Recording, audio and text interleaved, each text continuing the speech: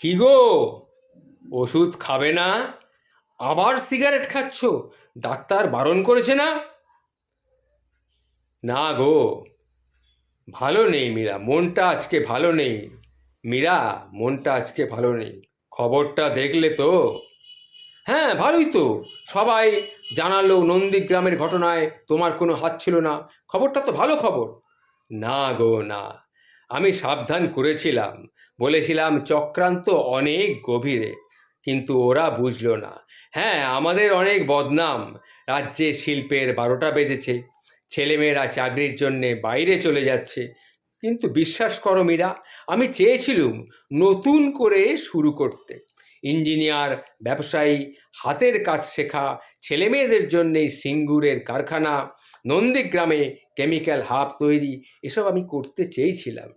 ধার করে ওদের ভাতা দিতে চাইনি, চেয়েছিলাম ওদের উপার্জনের রাস্তা করে দিতে, গ্রামের সাথে শহরের যোগাযোগ বাড়িয়ে শিল্পের সাথে অনুসারী শিল্প এনে একটা নতুন অধ্যায় শুরু করতে। আর চেয়েছিলাম সরকারি কাজে লোক আর স্কুলে শিক্ষক নিয়োগ করে নতুন আর্থসামাজিক সংস্কার করতে। কিন্তু মীরা, আমি হেরেই গেলাম গো, আমি হেরেই গেলাম। আজ হয়তো বদনামটা নেই, কিন্তু দেখো, বিএড করে কোনো টোটো চালানো ছেলেটা আজ হেরে গেছে। কষ্ট করে ইঞ্জিনিয়ারিং পড়ে চুক্তিভিত্তিক কাজের জন্যে দৌড়ানো মেয়েটা আজ হেরে গেছে। আজ ওদের সাথে আমিও হেরে গেছি, কারণ আমিও চেয়েছিলাম ওদের সাথে আমিও বাঁচব, কিন্তু পারিনি, আমায় পারতে দেয়নি। এই কথাগুলি কে বলেছিলেন জানেন? তিনি আজ আমাদের মধ্যে নেই। তিনি আজ আমাদের মধ্যে নেই। পাম এভিনিউয়ে সন্ধ্যা নামে দুকামরার ছোট্ট ফ্ল্যাটে ঝাপসা হয়ে ওঠে শিক্ষিত বাঙালির জন্যে একদিন স্বপ্ন দেখা দুটি চোখ। এই লেখাটি একটি সংগ্রহ করা লেখা, আমি আপনাদের সামনে পড়ে শোনালাম। যার সম্বন্ধে বললাম বুঝতেই পাচ্ছেন, তিনি হচ্ছেন অল্প কিছুদিন আগে আমাদের ছেড়ে চলে গেছেন স্বর্গীয় বুদ্ধদেব ভট্টাচার্য। আপনাকে সশ্রদ্ধ প্রণাম। এখন আমি যে ঘটনাটা আপনাদেরকে বলবো, এই ঘটনাটা আজকের ঘটনা নয়, আজ থেকে বহু বছর আগে একজন বিখ্যাত ব্যক্তিত্বের জীবনে এই ঘটনাটি ঘটেছিল। ঘটনাটি শুনুন, আপনারা খুব আনন্দ পাবেন। শুনুন ঘটনাটি। স্যার কড়া ধমক দিয়ে ছাত্রকে বললেন, এই এদিকে আয়, বলতো আমাদের শরীরে কয়টা কিডনি আছে? তখন সেই ছাত্রটি বলল, স্যার 4টা কিডনি আছে স্যার। এমন বেকুব জবাব ক্লাসের ছেলেরা কিন্তু কেউ কোনোদিন শোনেনি। সবাই হেসে উঠল। স্যার বলল, এই তোমরা সবাই থামো, অত চিৎকার করে হাসতে হবে না। এক কাজ করো, ফার্স্ট বয় তুমি এদিকে এসো। তখন ফার্স্ট বয় এলো। স্যার আমি বলবো স্যার কয়টা কিডনি আছে? না না, তোমাকে কয়টা কিডনি আছে বলতে হবে না, তুমি একটা কাজ করো, তুমি কিছু ঘাস নিয়ে এসো। কেন স্যার, ঘাস দিয়ে কি হবে স্যার? যা বলছি সেটা করো, কিছু ঘাস নিয়ে এসো। স্যার তখন সেই ফার্স্ট বয় আবার জিজ্ঞেস করলো, স্যার ঘাস দিয়ে কি হবে স্যার? আমি বলছি না ঘাস নিয়ে এসো, কিছু ঘাস তুলে নিয়ে এসো, বেশ টাটকা থেকে ঘাস কিন্তু আনবে। তখন ছেলেটি বলল, ঠিক আছে স্যার, তা তো আনছি, কিন্তু স্যার ঘাস দিয়ে কি হবে স্যার? তখন স্যার বললেন, ক্লাসে একটা গাধা আছে, ওকে খেতে দেব।